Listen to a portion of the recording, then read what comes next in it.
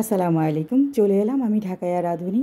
আজকে আমি একটা অসাধারণ রান্না করব একেবারে অল্প মশলা দিয়ে। সেটা হলো ঝিঙ্গা, ধুন্দুল, আলু, তারপর দেব মাছ, যে চিংড়ি মাছ দিয়ে আমি রান্না করব খুবই অল্প মশলা দিয়ে।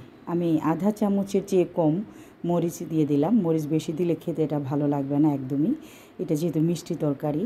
আর আধা চামচ দিয়ে দিলাম হলুদ, 1 চামচ দিয়ে দিলাম আদা রসুনের পেস্ট দিয়ে একটু লবণ দিয়ে এটাকে আমি কষিয়ে নিব। লবণের সাথে মাছটাও দিয়ে দিব, দিয়ে একটু পানি দিয়ে খুব ভালো করে কষিয়ে নিব।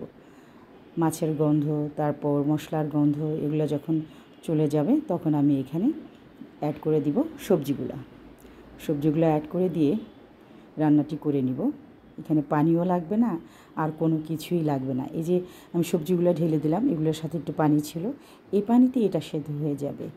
এটা এতই নরম তরকারি, অল্প দেখা যায় যে কিছুক্ষণের মধ্যে এটা হয়ে যায়, বেশি সময় লাগে না।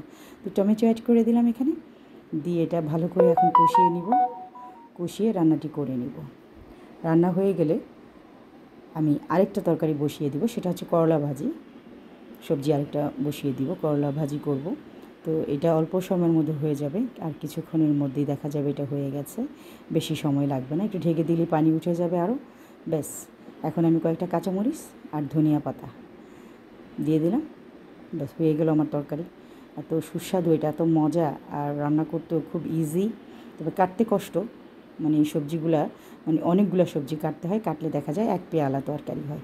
হয়ে গেছে আমার এই চিংড়ি মাছ দিয়ে অসাধারণ তরকারিটা। তো এখন আমি রান্না করে নেব করলা ভাজিটাও বসিয়ে দেবো। এখন এই চুলাতে বসিয়ে দিলাম কড়াইতে তেল দিয়ে দিয়েছি। এখন দিয়ে দেবো পেঁয়াজ দিয়ে আমি করলা ভাজিটা দিয়ে দিব, দিয়ে এখানে একটু লবণ, কয়েকটা কাঁচামরিচ ভেঙে দিব, দিয়ে নেড়েচেড়ে ঢেকে দেবো, ব্যাস। আর কিচ্ছু না, একেবারে অল্প মশলা দিয়ে অসাধারণ করে রান্নাগুলো করে নিচ্ছি। আজকে আমার খুব বেশি একটা রান্না করতে ইচ্ছে করছে না।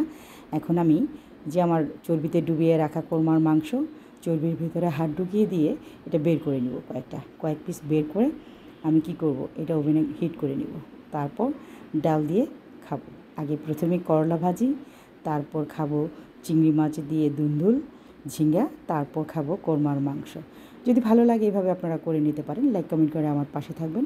সবাই খুব খুব ভালো থাকবেন, নামাজ পড়বেন, নামাজ বেহেশতের চাবি। আল্লাহ হাফেজ, আসসালামু আলাইকুম। নেক্সট ভিডিওতে আবার দেখা হবে, কথা হবে ইনশাআল্লাহ। এই পর্যন্তই, বাই বাই। সবাই ভালো থাকেন।